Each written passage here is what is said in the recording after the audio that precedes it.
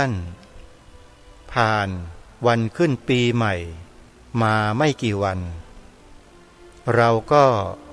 ได้ร่วมทำกิจกรรมอันเป็นบุญเป็นกุศลกันมาโดยลำดับในปีนี้ต้องขอบอกกับท่านผู้ฟังทุกท่านว่าการทำบุญทำกุศลประกอบกองการกุศลนั้นเป็นความจำเป็นมากๆถ้าใครไม่ได้อยู่ในแนวทางนี้จะต้องได้พบเจอกับอุปสรรคและก็ปัญหาของชีวิตมากมายเลยอันนี้ไม่ใช่คำทำนายนะแต่เป็นเหตุและผลซึ่งปัจจุบันปีพระพุทธศักราช 2568 จะมีความแตกต่างไปจากปีที่ผ่านมามากมายเหลือเกินต้นปีคือในช่วงนี้เรายังไม่ทราบเรายังมองไม่เห็นว่าเกิดอะไรขึ้นแต่ต่อไปอีกไม่กี่เพลาข้างหน้าจะมีปรากฏการณ์อะไรบางอย่างปรากฏเกิดขึ้นในโลกของเราจะเป็นอะไรอย่างไรนั้นคอยติดตามสถานการณ์ของโลกดูให้ดีท่านผู้ฟังเราคิดว่าอยู่อย่างสงบอยู่อย่างสมถะแล้วเราก็ดีแล้วไม่เป็นอะไรแล้วอันนั้นคือความคิดส่วนตัวของเราแต่ถ้าสิ่งบางอย่างมันเกิดขึ้นมาและมันส่งผลกระทบต่อโลกใบนี้ทั้งโลกเนี่ยไม่มีใครที่จะไม่ได้รับผลกระทบหรอกมีด้วยกันทั้งนั้นแหละแต่คนที่ดำรงตนมั่นอยู่ในศีลสมาธิปัญญาเนี่ยเขาจะไม่เดือดร้อนมากกับสถานการณ์เหล่านั้นจิตใจเขานิ่งและมีความมั่นคงพอที่จะอยู่กับสถานการณ์เหล่านั้นได้อย่างสบายเลยอาตมาภาพและกระผมไม่อาจจะฟันธงลงไปได้ครับว่าคืออะไรแต่เกิดแน่นอนที่พูดอย่างนี้ไม่ได้ต้องการให้พวกเราเกิดความวิตกกังวลตื่นกลัวไม่ใช่นะแต่บอกเพื่อให้เรานั้นเตรียมการไว้ระวังป้องกันไว้ด้วยการเจริญสติสมาธิและปัญญาให้เนืองไว้หลักธรรมคำสอนของพระสัมมาสัมพุทธเจ้าจะช่วยเราได้ช่วยให้พ้นจากความทุกข์บางสิ่งบางอย่างที่กำลังจะท่วมทับเข้ามาสู่โลกมนุษย์ของเราในอนาคตได้ถ้าเรามั่นอยู่ดำรงตนอยู่ในทานศีลภาวนาศีลสมาธิปัญญาที่พระสัมมาสัมพุทธเจ้าตรัสสอนไว้พูดง่ายๆก็คือว่ามันประกอบกองการกุศลไว้เนืองๆอย่าให้ขาดสายนะโยมนะให้ระลึกนึกอยู่เสมอว่าเราเกิดมาในโลกใบนี้เนี่ยเราไม่มีสมบัติภัสถานอะไรมาเลยแม้แต่นิดเดียวแต่ที่เรามาได้มามีมาเป็นกันอยู่ทุกวันนี้เพราะบุญเก่าที่เราสั่งสมไว้ทั้งนั้นเลยถ้าไม่ได้สั่งสมบุญเอาไว้แต่อดีตชาติมาในชาตินี้เป็นไปได้หรือว่าเราจะมีได้ถึงขนาดนี้กันมีมากบ้างมีน้อยบ้างมีปานกลางบ้างก็ถือว่าเป็นบุญกันทั้งนั้นสั่งสมบุญกันมาแต่อดีตมาชาตินี้ก็เลยไม่ลำบากยากแค้นไม่ต้องทุกข์ยากอย่างแสนสาหัสเหมือนกับบางคนเหมือนกับบางประเทศที่เดือดร้อนกันทุกหย่อมหญ้าฆ่ากันตายไม่เว้นแต่ละวันนะถล่มกันด้วยระเบิดมากมายมหาศาลหลบหนีตายกันไปอยู่ในสถานที่ลี้ภัยกันลำบากลำบนอย่างนั้นเนี่ยนี่เรียกว่าไม่ได้สั่งสมบุญมาแต่อดีต เราไม่ได้เปรียบเทียบเพื่อให้ไปดูถูกดูหมิ่นใครโยไม่ใช่นะแต่ชี้ให้พวกเราได้เห็นอย่างชัดเจนว่าใครที่สั่งสมบุญมาแต่อดีตเดินมาตามสายบุญแบบเนี้ยซึ่งเป็นกลางๆเนี่ยไม่เอียงซ้ายไม่เอียงขวาแต่เดินอยู่ในท่ามกลางของมัชชิมาปฏิปทาตามที่พระสัมมาสัมพุทธเจ้าตรัสสอนไว้เนี่ยชีวิตก็จะตกมาอยู่ในพื้นที่อันอุดมสมบูรณ์อย่างประเทศถ้าเราไม่เชื่อเรื่องพวกนี้ก็เตรียมตัวกลับไปอยู่บนพื้นที่แห้งแล้งทะเลทรายแล้วก็ฆ่ากันตายอยู่ทุกวันนี้ได้เลยใครไม่เชื่อเนี่ยเตรียมตัวได้เลยนะไม่ได้ขู่นะฮะแล้วก็ไม่ได้แช่งใครทั้งนั้นเพราะนี่คือพูดถึงเรื่องเหตุและปัจจัยท่านสถานการณ์ของโลกเนี่ยมันผันผวนอยู่ตลอดเวลาผันผวนไปตามอะไรฮะตามความรู้สึกนึกคิดของผู้นำโลกผู้นำโลกทั้งหลายนั่นแหละเป็นตัวการที่ทำให้สิ่งเหล่านี้เกิดก็ได้ไม่เกิดก็ได้หรือพูดกันง่ายๆคือมันเกิดจากมนุษย์เรานี่แหละไม่ได้เกิดจากใครหรอกแล้วถ้ามนุษย์อย่างพวกเราไม่อยู่ในทำนองคลองธรรมหรือพูดกันแบบง่ายๆว่าไม่อยู่ในศีลในธรรมเนี่ย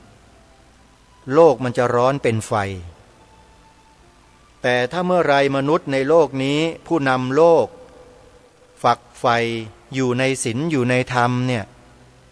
ปัญหาการฆ่าล้างเผ่าพันธุ์การทำลายล้างกันมันจะไม่มีเป็นอันขาดไม่มีนี่คือความจริงที่พิสูจน์ได้เลยทำได้ทันทีเพราะฉะนั้นวันนี้เวลานี้เดี๋ยวนี้ต้องขอย้ำกับพวกเราท่านทั้งหลายว่าเราได้สั่งสมบุญมาแต่อดีตไว้ดีแล้วนะเราได้เกิดมาเป็นมนุษย์มาพบกับพระพุทธศาสนาได้ศึกษาพระธรรมคำสอนและปฏิบัติตามจนเป็นผลสำเร็จตามสมควรแก่อัตภาพของแต่ละท่านแต่ละคนไว้ดีแล้วเราก็จงมั่นคงอยู่ในแนวทางนี้กันต่ออย่าทำลายกันด้วยวิธีการต่างๆไม่ดีอย่าขัดแย้งกันอย่าทะเลาะเบาะแว้งกันอย่าทำลายกันใครก็ตามที่แอบอ้างพระธรรมคำสอนพระสัมมาสัมพุทธเจ้าแล้วไปทำลายผู้อื่นเนี่ยผิดทั้งนั้นไม่มีถูกเลยธรรมะของพระสัมมาสัมพุทธเจ้าเมื่อเราถือปฏิบัติได้ถูกแล้วจะมีแต่จิตที่เมตตากรุณาไม่กล่าวร้ายไม่ทำร้ายใครแต่สำหรับรายการคดีโลกคดีธรรมนั้นพูดเพื่อระวังและป้องกันคนที่จะมาทำร้ายเรามีคนจ้องทำร้ายพวกเราอยู่แต่คนไทยส่วนมากไม่รู้ในฐานะที่รายการคดีโลกคดีธรรมนี้รู้ก็ต้องมากล่าวมาแสดงให้พวกเราคนไทยได้เห็นและได้รู้ด้วยกันแล้วก็เชิญชวนเราเนี่ยมาทำหน้าที่ระวังและป้องกันคนที่จะทำร้ายพวกเรานี่ก็เรียกว่าระวังป้องกันไม่ใช่กล่าวร้ายไม่ใช่ทำร้ายนะใครที่เคยกล่าวหารายการคดีโลกคดีธรรมไปในทำนองนั้นกลับจิตกลับใจกลับตัวกลับหัวกลับหางได้แล้วโยมอย่าทำอย่างนั้นอีกมันเป็นบาปต่อตนเองเจตนาที่อาตมาภาพและกระผมกระทำและคำพูดที่กล่าวไปนั้นเป็นเจตนาที่ดีไม่ใช่เจตนาร้ายหวังดีต่อประเทศชาติต่อพระพุทธศาสนาและสถาบันพระมหากษัตริย์เพียวทรายไม่มีผลประโยชน์ใดๆมาแอบแฝงเพราะรู้และเข้าใจดีว่าชีวิตนี้เกิดมาเพื่ออะไรเมื่อเกิดมาเพื่ออะไรเมื่อรู้แล้วก็ต้องทำหน้าที่ตรงนั้นเพื่อสิ่งใดอันนี้คิดกระบวนการไว้หมดแล้วสำหรับชีวิตนี้นะโยมไม่ได้เกิดมาทำอะไรเพื่อตัวเองเลยไม่รู้จะทำไปทำไมเพื่อตัวเอง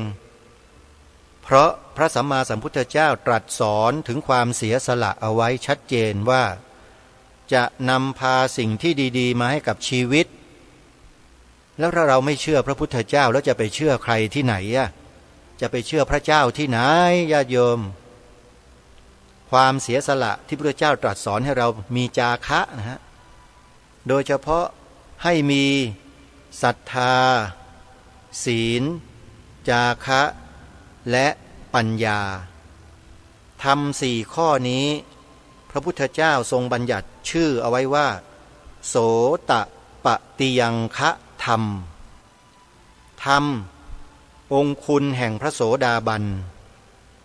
นี่แหละเราต้องเจริญธรรมสี่ข้อนี้ศรัทธาศีลจาคะปัญญาคำว่าจาคะคือสละความเป็นตัวตนเนี่ยออก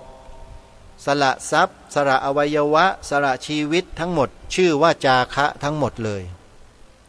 ตามโอกาสที่เหมาะสมไม่ใช่ทำกันแบบไม่รู้เรื่องรู้ราวจึงมีคำว่าปัญญากำกับไว้ตอนท้ายเห็นไหมศรัทธาศีลจาคะปัญญาศาสนาพุทธเนี่ยเป็นศาสนาแห่งปัญญาท่านผู้ฟังไม่ใช่ศาสนาแห่งความโง่งมงายนะใครที่ได้ศึกษาเล่าเรียนพระธรรมคำสอนพระสัมมาสัมพุทธเจ้ามาแล้วยังงมงายยังโง่อยู่ก็แปลว่าศึกษาไม่เข้าใจเมื่อศึกษาไม่เข้าใจก็เดินทางที่ไม่ถูกไม่ควรไม่ต้อง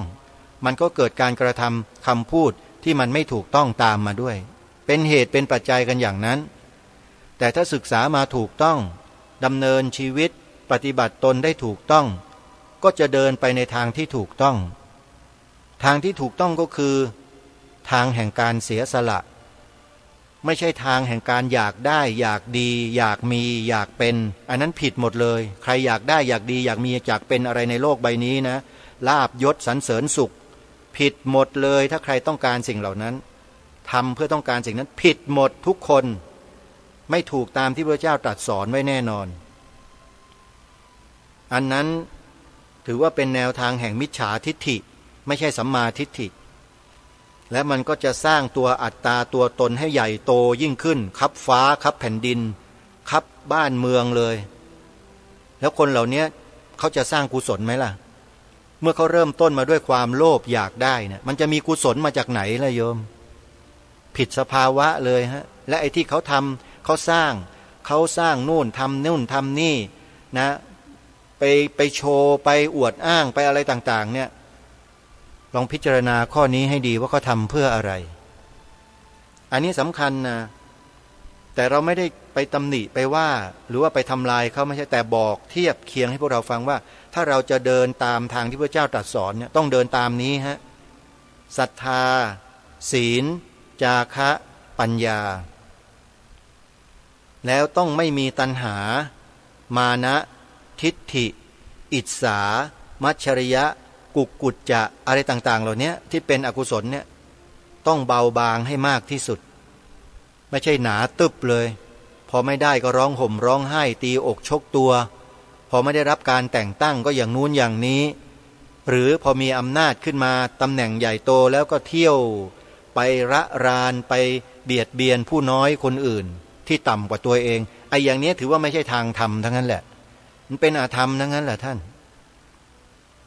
ศาสนาพุทธเราสอนให้เอื้อเฟื้อเกื้อกูลเมตตากรุณาต่อกันและกันต่อเพื่อนมนุษย์ด้วยกันแม้แต่โจรพระสัมมาสัมพุทธเจ้ายังทรงมีพระเมตตาตลอดแต่อย่างเราเนี่ยจะเมตตาตลอดเหมือนอย่างพระพุทธเจ้านะมันไม่ได้ไงโยมเรามันก็ปุถุชนไอ้คนพวกนั้นมันก็ปุถุชนเหมือนกันก็ต้องใช้วิธีการแบบปุถุชนเพื่อสร้างสิ่งที่เป็นอารยชนให้เกิดขึ้นทีนี้จะสร้างสิ่งที่เป็นอารยชนให้เกิดขึ้นได้มันก็ต้องมีข้อปฏิบัติที่ให้มันสอดคล้องกันกับความเป็นอริยชนไปแนะแนวทางไปบอกไปกล่าวไปสอนไปเผยแพร่ให้เขาได้อยู่ในร่องในรอยแห่งอริยชนรายการคดีโลกคดีธรรมก็ถือหลักนี้แหละกล่าวแสดงและพูดกระทำก็เพื่อให้เกิดสิ่งเหล่านี้ขึ้นคือให้ถูกต้อง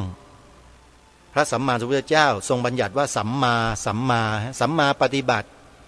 สัมมาทิฏฐิสัมมาสังกัปปะสัมมาวาจาสัมมากัมมันตะสัมมาอาชีวะสัมมาวายามะสัมมาสติสัมมาสมาธิอริยมรรคมีองค์8นั่นเองเดินตามทางนี้เท่านั้นถึงเรียกว่าถูกต้องแต่ถ้านอกทางนี้ไม่ถูกยังไม่ถูกก็ต้องพยายามปรับตัวเองให้เข้ามาสู่แนวทางนี้ให้ได้โดยเฉพาะสัมมาทิฏฐิอันนี้สำคัญยิ่งเลยสัมมาทิฏฐิเนี่ยเราจะชื่อว่าสัมมาทิฏฐิก็ต่อเมื่อเรามีศรัทธา4ประการสมบูรณ์ถึงแม้ว่าจะไม่สมบูรณ์ 100% แต่ขอให้มี4ประการเนี้ยซึ่งเป็นเครื่องหมายบ่งบอกถึงสัมมาทิฏฐิเอาไว้เนี่ยอยู่ในใจของเราตลอด4ประการคืออะไรคือศรัทธา4ไงกัมมศรัทธาวิปากศรัทธากัมมสกตาศรัทธาตถาคตโพธิศรัทธาศรัทธา4ประการนี้ที่เราต้องมีในใจอยู่เสมอกัมมศรัทธาคือเชื่อเรื่องกรรมการกระทำของเราเองนี่แหละไม่มีใครคนอื่นใดมาทำเราได้เราทำเอง 2. วิปากศรัทธาผลของกรรมที่เราทำนั้นมีแน่นอนทำดีได้ดีทำชั่วได้ชั่วชัวร์แน่นอนอันนี้เชื่อมั่นนี่เรียกว่าวิปากศรัทธากัมมสกตาศรัทธาเชื่อว่าเรามีกรรมการกระทำและผลของกรรมเป็นของตัวเราเองไม่มีใครมาทำให้เราหรือมาทำลายกรรมของเราได้เราเองทำเองรับผลเองทั้งหมดเรียกว่ากรรมมสกตาศรัทธาและข้อสุดท้ายนี้สำคัญที่สุดตถาคตโพธิศรัทธาเชื่อในความตรัสรู้ของพระสัมมาสัมพุทธเจ้าศรัทธาเชื่อมั่นเลยว่าพระพุทธเจ้าตรัสรู้ธรรมอันเป็นอมตะนั้นจริงเชื่อมั่น4ประการนี้แหละเรียกว่าสัมมาทิฏฐิเมื่อเรามีทำ4ข้อนี้อยู่ในใจของเราและตรวจสอบอยู่อย่างสม่ำเสมอว่าเรามีอยู่ไหมมั่นคงไหมเชื่อไหมศรัทธาอยู่ไหมแล้วเราก็ทำหน้าที่ของเราด้วยศรัทธาอันแรงกล้าของเรานี้ต่อไปจุดยืนไงฮะนี่แหละเขาเรียกว่ามีจุดยืนจุดยืนของชีวิตโดยอาศัยหลักธรรม4ประการนี้ที่เรียกว่าสัมมาทิฏฐินี่แหละเป็นตัวตั้งเอาไว้ในจิตในใจเสมอกัมมศรัทธาวิปากศรัทธากัมมสกตาศรัทธาและตถาคตโพธิศรัทธาทีนี้ก็ทำพูดคิดอะไรก็ทำไปเถอะไม่มีผิดนะผิดไม่เป็นและมันผิดไม่ได้ด้วย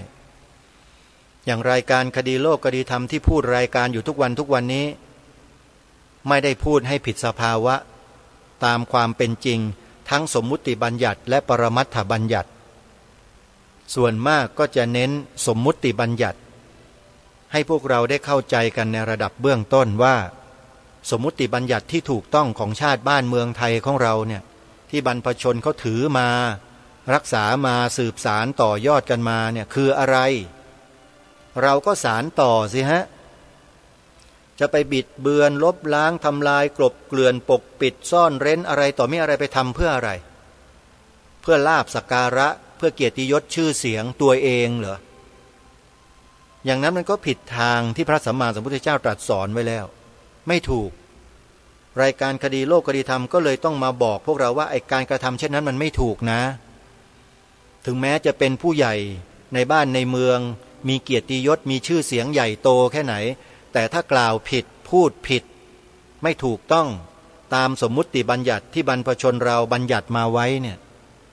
รายการนี้ก็ต้องแย้งออกไปชี้แจงแสดงให้กับสังคมได้ทราบชัดเจนว่ามันผิดอย่าไปดำเนินตามคนพวกนั้นจะใหญ่โตแค่ไหนก็อย่าไปตามผิดทั้งนั้นเดินตามรอยเบื้องพระยุคลบาทขององค์บูรพมหากษัตริย์ของเราตั้งแต่ยุคกรุงสุโขทัยกรุงศรีอยุธยากรุงธนบุรีกรุงรัตนโกสินทร์ของเรานี่แหละ ยืนหยัดอยู่บนหลักนี้จุดยืนนี้เท่านั้นใครจะมาทำลายเชิญได้เราก็จะร้องเพลงเราสู้กันนี่แหละซึ่งเป็นบทเพลงพระราชนิพนธ์ของล้นเกล้ารัชกาลที่9ของเราพระราชนิพนธ์ให้กับบรรดาเหล่าทหารหารแล้วก็อาสาทั้งหลายปกป้องชาติบ้านเมืองบรรพบุรุษของไทยแต่โบราณปกบ้านป้องเมืองคุ้มเหย้าเสียเลือดเสียเนื้อมิใช่เบาหน้าที่เรารักษาสืบไปเห็นไหมเป็นพระราชนิพนธ์ของพระมหากษัตริย์รัชกาลที่9นะไม่ใช่ใครก็จะมามาแต่งไม่ใช่คนอื่นนะแต่เป็นขององค์พระมหากษัตริย์ลูกหลานเหลนโหลนภายหน้าจะได้มีพระสุธาอาศัยอนาคตจักต้องมีประเทศไทยไม่ยอมให้ผู้ใดมาทำลายเห็นไหม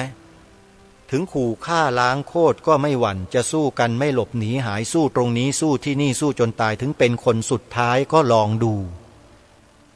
สู้ไหมเนี่ยพระองค์ท่านทรงเป็น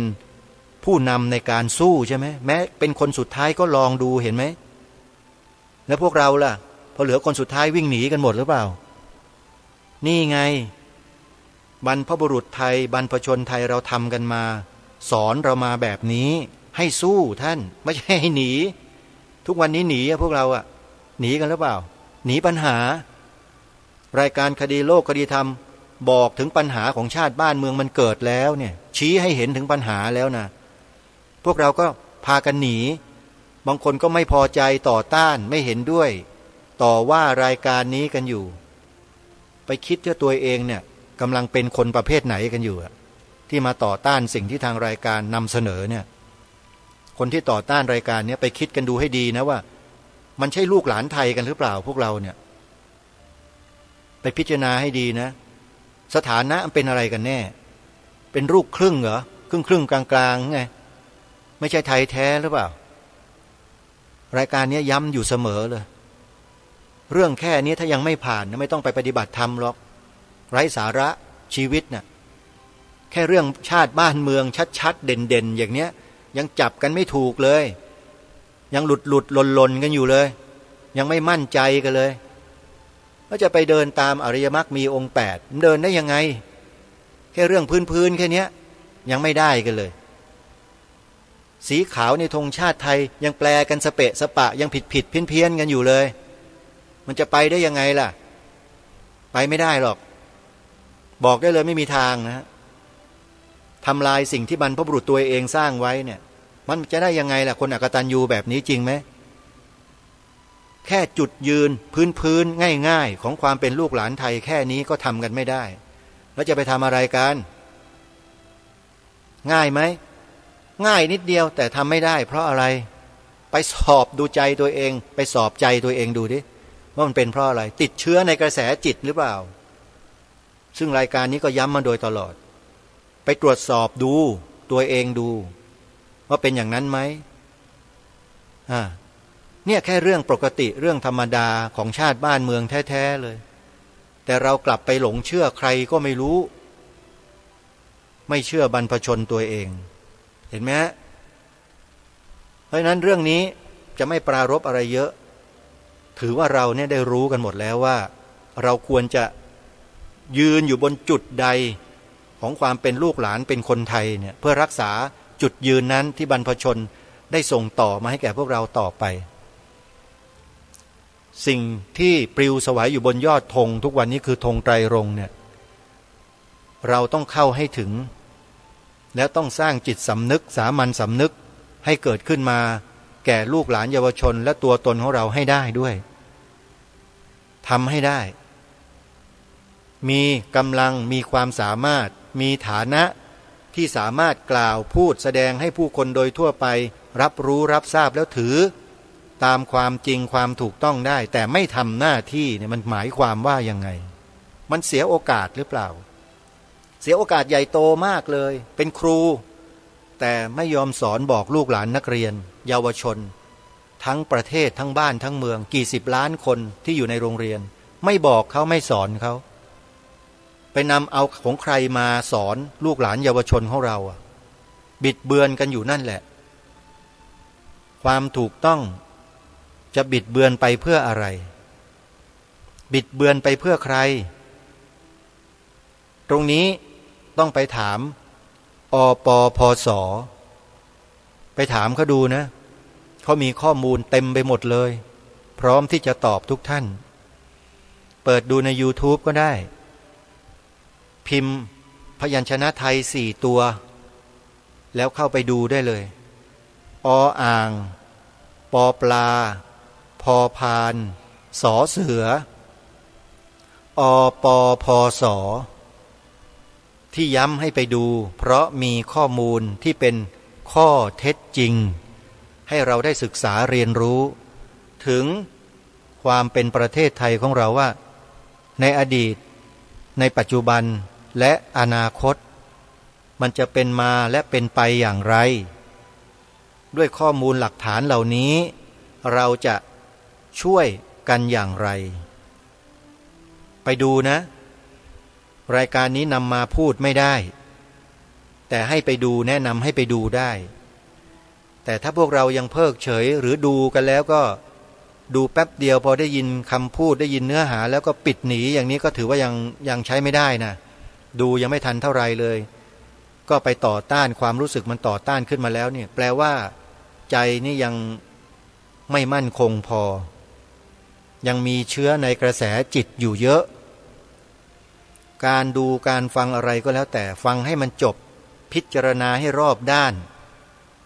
ทดสอบพิสูจน์ข้อเท็จจริงให้มันกระจ่างแจ้งให้มันชัดเจนในเชิงประจักษ์แล้วจึงจะตัดสินใจเชื่อหรือไม่เชื่ออย่าทำเป็นคนพวกน้ำล้นแก้วไอ้พวกน้ำล้นถ้วยน้ำล้นแก้วเนี่ยนะมันมีอยู่ไม่น้อยนะคนเราเนี่ยเพราะมันไม่ได้ฝึกฝนอบรมตนมาในทางที่ถูกต้องมันจึงล้นอยู่ตลอดเวลาไม่ยอมรับฟังไม่ยอมอะไรใครเขาเลยฉันสำคัญกว่าใครใดๆในโลกอย่างเงี้ยนะใครจะมารู้กว่าฉันเก่งกว่าฉันไม่ได้รายการคดีโลกคดีธรรมไม่ใช่ผู้รู้นะแต่นำสิ่งที่ผู้รู้ท่านกล่าวไว้คือบรรพบุรุษเน่ะเป็นผู้รู้เนี่ยสืบสารรักษาต่อยอดมาเราก็สืบสารรักษาต่อยอดกันไปต่อนี่ทำอย่างนี้เรียกหน้าที่สารสืบสารรักษาต่อยอดไม่ใช่มาเป็นนักปราชญ์เป็นบัณฑิตซะเองไม่ใช่อาตมาไม่ใช่แต่นำสารจากบรรพชนมาบอกพวกเราว่าบรรพบุรุษบรรพชนเราทำมาแบบนี้นะกล่าวแบบนี้แสดงแบบนี้แล้วให้เราเนี่ยช่วยกันทำรงรักษาไว้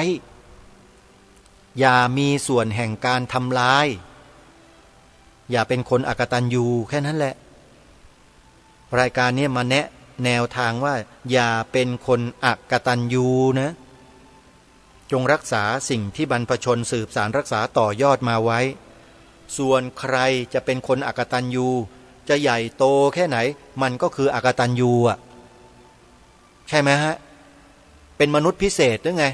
ที่ทำสิ่งที่ตรงกันข้ามกับบรรพบุรุษแล้วไม่อกตัญญูเนี่ยเป็นมนุษย์พิเศษหรือไงมันไม่ได้พิเศษพิโสมาจากไหนหรอกคนเราเนี่ยก็เป็นมนุษย์อย่างเรานี่แหละเป็นลูกหลานของบรรพชนเหมือนกันทั้งหมดแต่จะเป็นบรรพชนแบบไหนไม่รู้นะก็ต้องไปดูพฤติกรรมและคำพูดที่แสดงออกว่าตรงกับบรรพบุรุษที่ทรงกระทำมาหรือเปล่าถ้าไม่ตรงก็ไปพิจารณากันเองว่าเป็นคนเช่นไรแล้วคนเช่นนั้นน่ะจะนำพาชาติบ้านเมืองไปรอดหรือไม่ชาติบ้านเมืองนี้เป็นยังไงเราต้องเข้าใจด้วยนะในเบื้องต้นบ้านเมืองนี้เป็นถิ่นที่ของคนนับถือพระพุทธศาสนามาแต่เดิมไม่ใช่แผ่นดินของศาสนาอื่นคนที่ถือศาสนาอื่นมาแต่อื่นก็ดี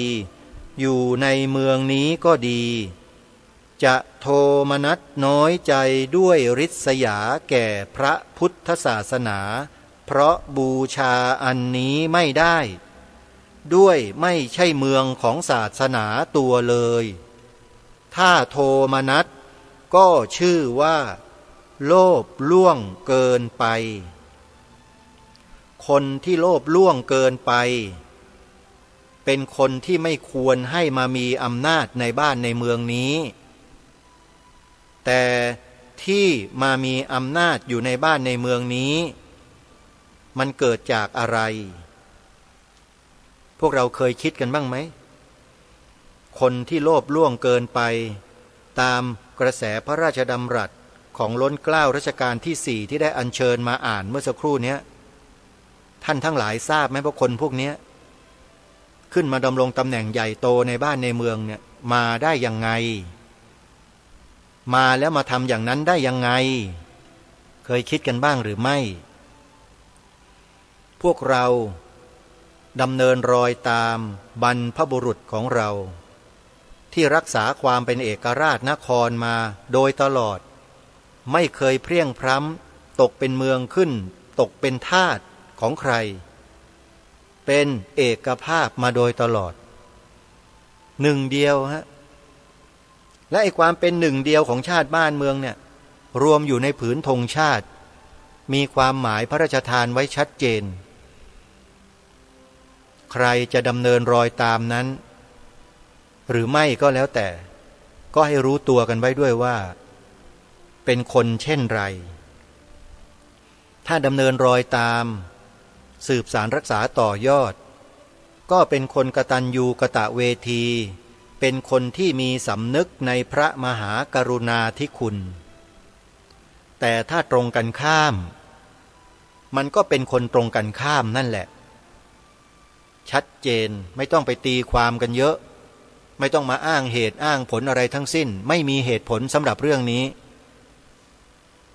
บรรพบุรุษสืบสารรักษาต่อยอดปักหมุดเอาไว้อย่างไรต้องเป็นอย่างนั้นเป็นอย่างอื่นไม่ได้นี่คือความมั่นคงของประเทศชาติบ้านเมืองที่หน่วยงานความมั่นคงก็ไม่มีปรากฏอยู่ในแผนงานคืออะไรฮะ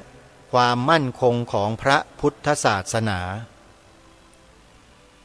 คนที่ทำหน้าที่อยู่ในหน่วยงานความมั่นคงก็จะต้องรู้เรื่องพวกนี้ด้วยและต้องถูกต้องด้วยนะ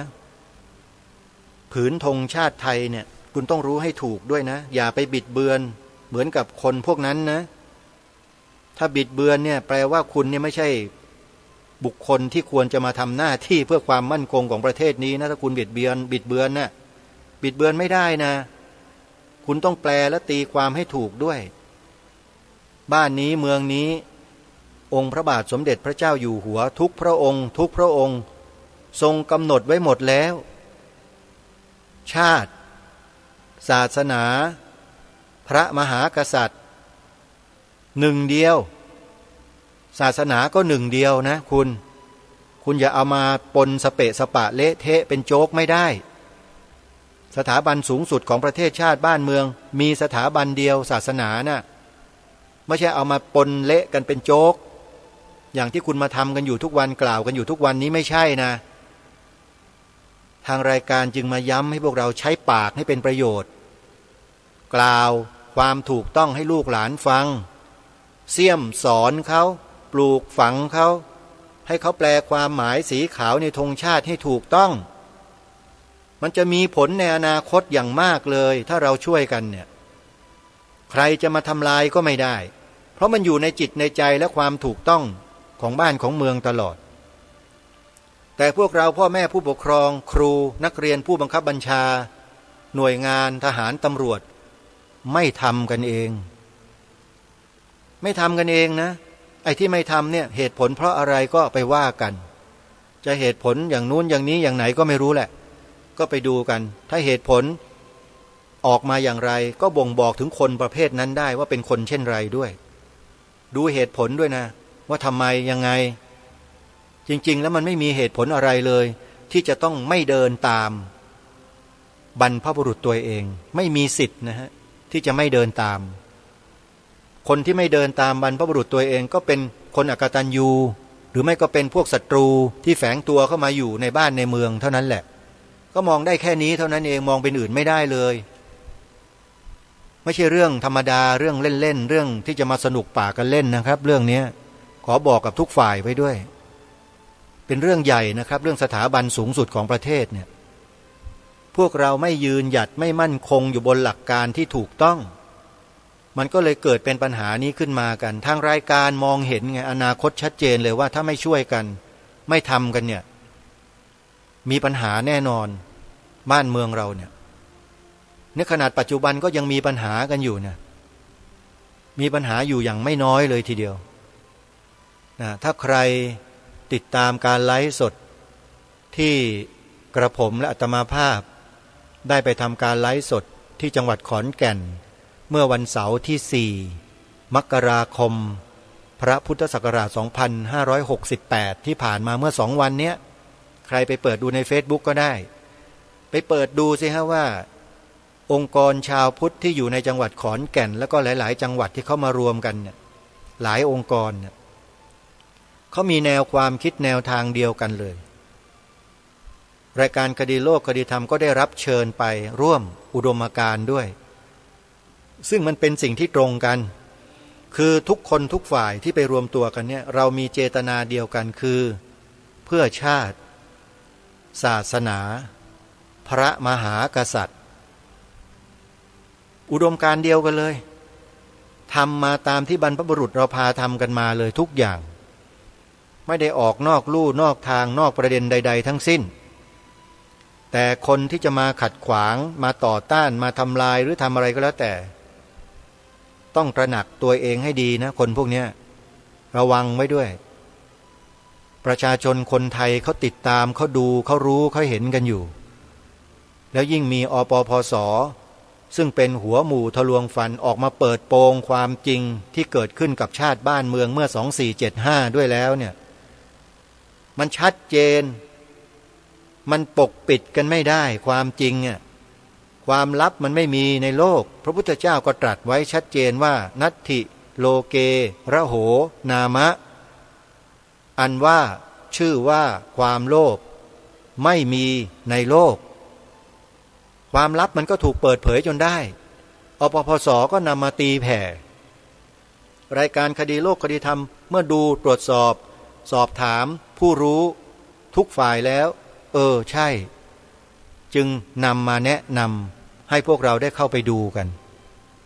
คลิปของเขาเผยแพร่อยู่ใน YouTube นะ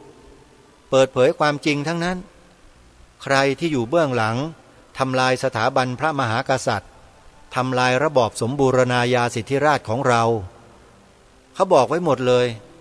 แล้วมีใครบ้างคนนั้นคนนี้คนโน้นกลุ่มไหนกลุ่มใดยังไงแบบไหนเมื่อไรทำยังไงแบบไหนเขาบอกไว้หมดเข้าไปดูคลิปนี้นะพิมพ์พยัญชนะไทยตัวย่อ4 ตัวแล้วกดเข้าไปใน YouTube ออ่างปอปลาพอพานสอเสืออปอพอสออักษร4 ตัวดูให้ครบถ้วนกระบวนความ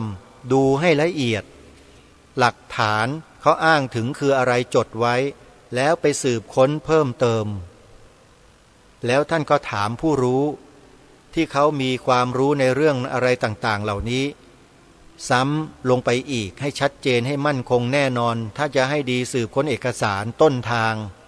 มีจริงไหมบันทึกไว้ที่ไหนอปปส.เขารู้หมดเขานำมาบอกพวกเราเมื่อเรารู้แล้วทีนี้เราก็จะได้เข้าใจไงว่ามันเป็นอย่างนี้เองบ้านเมืองถึงว่ามันทำไมถึงต่อต้านไม่ให้ศาสนาพุทธเป็นศาสนาประจำชาติทำไมจึงต่อต้านไม่ให้บัญญัติไว้ให้ถูกต้องตามกฎหมายรัฐธรรมนูญพวกเราที่เคยต่อต้านเรื่องนี้ก็จะเข้าใจกันเองเข้าใจทันทีเลยว่าทำไมคนพวกนี้ถึงต่อต้านกันนักทำไมถึงไม่ยอมให้ศาสนาพุทธเป็นศาสนาประจำชาติเพราะอะไรเราจะเข้าใจกันเองท่านผู้ฟังนะอันนี้ต้องขออธิบายขยายความทำความเข้าใจให้พวกเราให้ชัดเจนกันยิ่งขึ้นเราต้องซ้ำๆย้ำๆในเรื่องนี้กันบ่อยๆเพราะไม่เช่นนั้นเดี๋ยวเราก็ปล่อยเลยผ่านลืมกันไปหมดรายการนี้ก็ต้องมาย้ำนะท่านผู้ฟังย้ำให้พวกเราเนี่ยมีสำนึกในสิ่งที่บรรพชนเรา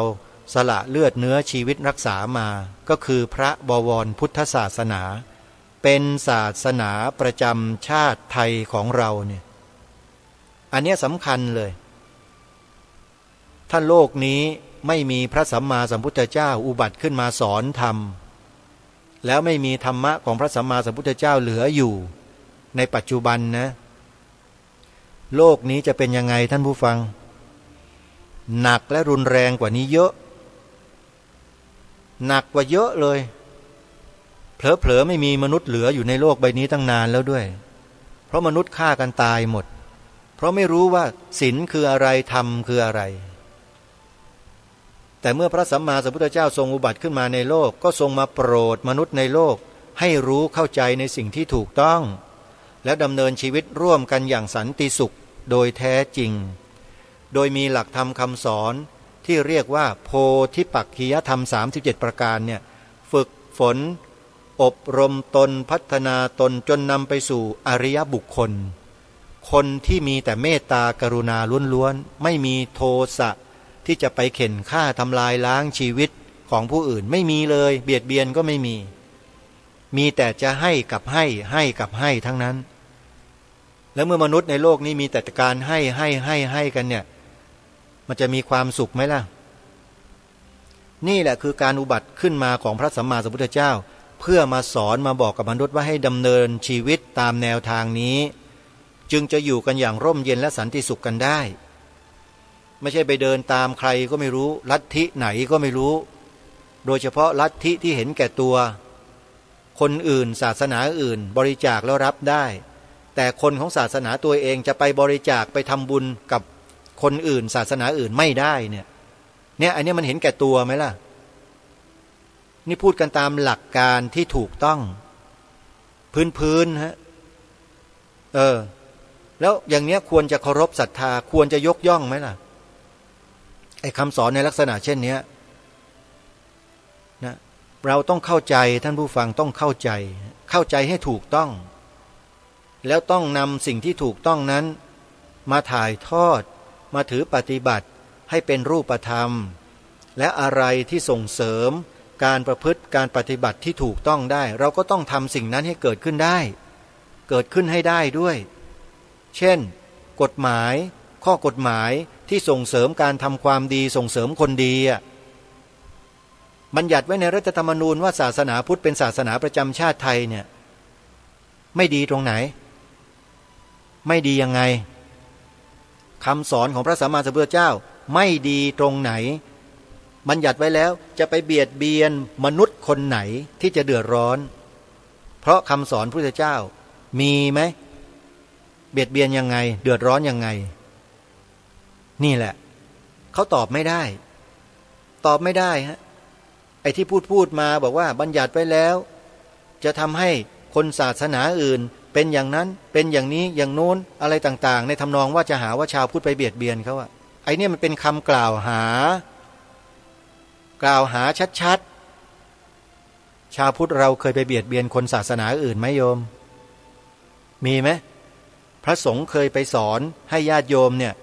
ถืออีดาบสปาร์ต้าไปฟันหัวนักบวชของศาสนาอื่น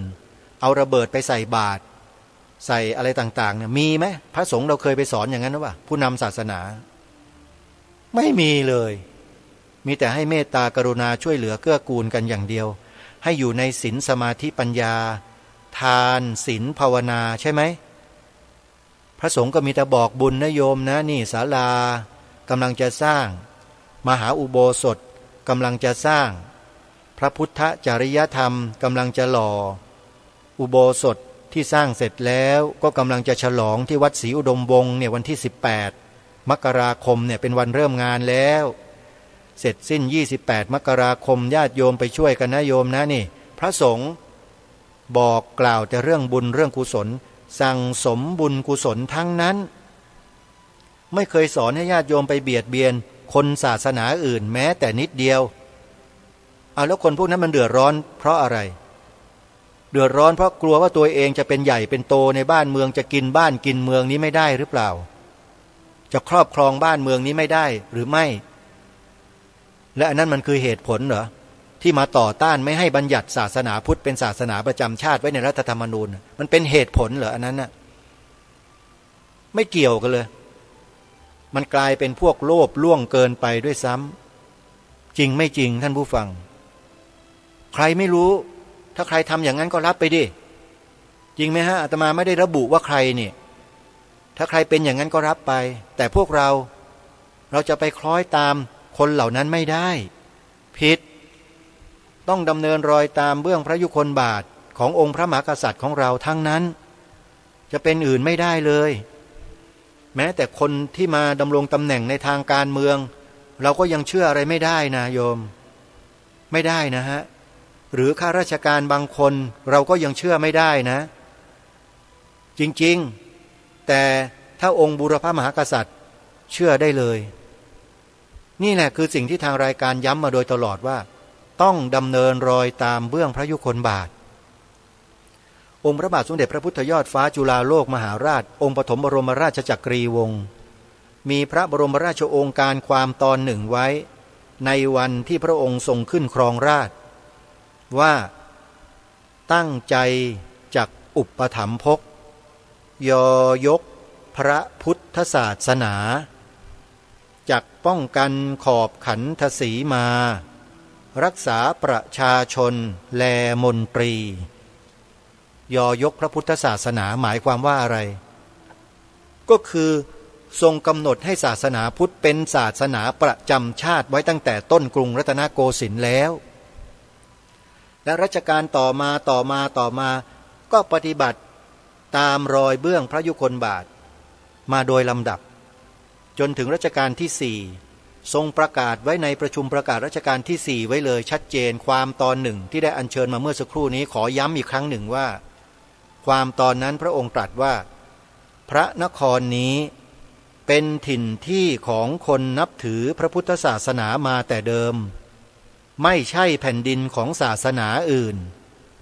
คนที่ถือศาสนาอื่นมาแต่อื่นก็ดีอยู่ในเมืองนี้ก็ดีจะโทมนัสน้อยใจด้วยริษยาแก่พระพุทธศาสนาเพราะบูชาอันนี้ไม่ได้ด้วยไม่ใช่เมืองของศาสนาตัวเลยถ้าโทมนัสก็ชื่อว่าโลภล่วงเกินไปจบประเทศไทยนั้นชัดเจนฮะด้วยแนวพระราชดำริด้วยกระแสพระราชดำรัสพระบรมราโชวาทพระบรมราชโองการทั้งหลายทั้งปวงทรงย้ำไว้ชัดเลยว่าประเทศไทยมีพระพุทธศาสนาเป็นศาสนาประจำชาติแต่พอวันร่างรัฐธรรมนูญหลังเปลี่ยนแปลงการปกครอง2475สิ่งเหล่านี้หายไปไหนสถาบันพระพุทธศาสนาถูกลบล้างออกไปจากกฎหมายรัฐธรรมนูญได้อย่างไรทุกคนไปหาคำตอบในคลิปของอปพสไปดูไปถามเขาดูคุณประพันธ์กิตติหรือกรูกุลอะไรนั่นเนี่ยอาตมาก็จำชื่อนามสกุลไม่ค่อยแม่นหรอกที่ก็เป็นอปพสอยู่เนี่ยเขามีข้อมูลหมดเลยไปดูนะฮะเวลาหมดซะแล้วท่านผู้ฟังวันนี้ก็คงจะปรารภไว้ได้แต่เพียงเท่านี้แหละนะฮะเดี๋ยวพรุ่งนี้มีกิจกรรมมีงานอะไรที่สำคัญจะมาแจ้งบอกกับท่านผู้ฟังให้ไปร่วมกันเดี๋ยวติดตามรับฟังกันวันนี้เวลาหมดลงแล้วต้องขอสมมุติยุติรายการไว้เพียงเท่านี้พบกับรายการได้ใหม่ในวันต่อไปขอความสุขความสวัสดีในธรรมแห่งองค์สมเด็จพระบรมศาสดาสัมมาสัมพุทธเจ้าจงปรากฏเกิดมีขึ้นในจิตใจของท่านผู้ฟังทุกท่านทุกคนเทิน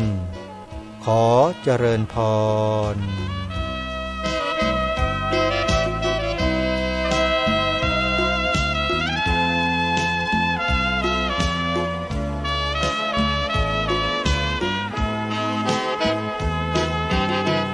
ไม่สู้ก็เสียไม่เคลียร์ก็สิ้นแผ่นดินจะอยู่เราจึงต้องสู้เพื่อไว้ศักดิ์ศรีนิสัยไทยนั้นไม่คิดราวีหรือว่าต่อตีระรานผู้ใดต้องสู้เท่านั้นเพื่อบ้านเมืองสุขป้องทุกภัยนั้นบรรพชนท่านมีเลือดหลั่งไหลขวานทองเล่มนี้ของเรานี่ไง หลายชาติอยากได้เอาไปครอบครองแต่มันต้องพายทุกรายไปหมดเพราะไทยปรากฏยึดเหนี่ยวปรองดองรักษามัคคีปลีกายปกป้องเรากล้าประลองกับทุกศึกเสือไม่สู้ก็เสียไม่เคลียร์ก็สิ้นแผ่นดินจะอยู่รุ่นทวดย่าปู่ห่วงไว้จึงเหลือเราลูกหลานไทยอีสานใต้เหนือตระหนักทุกเมื่อเราเชื้อชาติไทย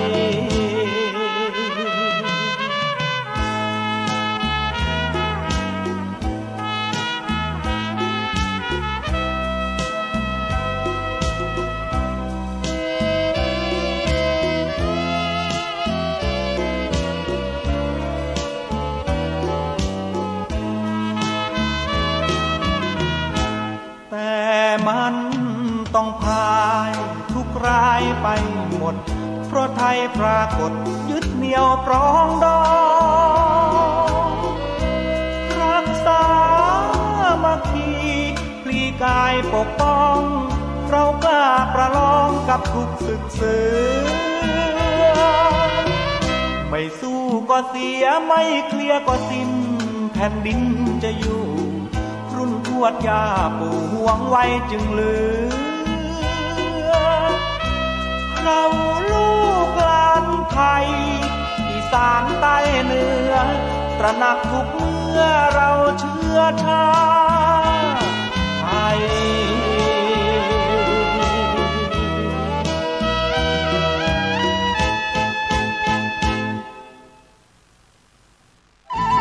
ที่จบไปแล้วนั้นเป็นรายการ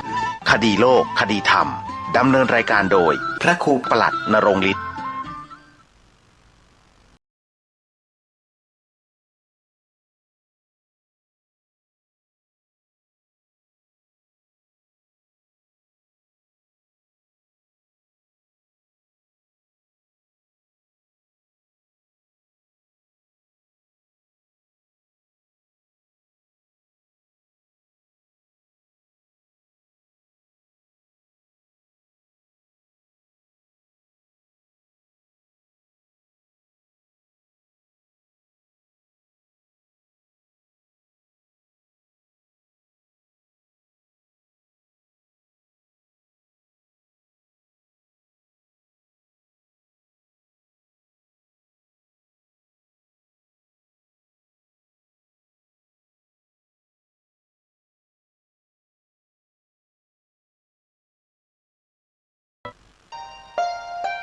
ท่านกำลังรับฟังสถานีวิทยุสาธารณะจังหวัดเชียงใหม่คลื่นพัฒนาคุณภาพชีวิต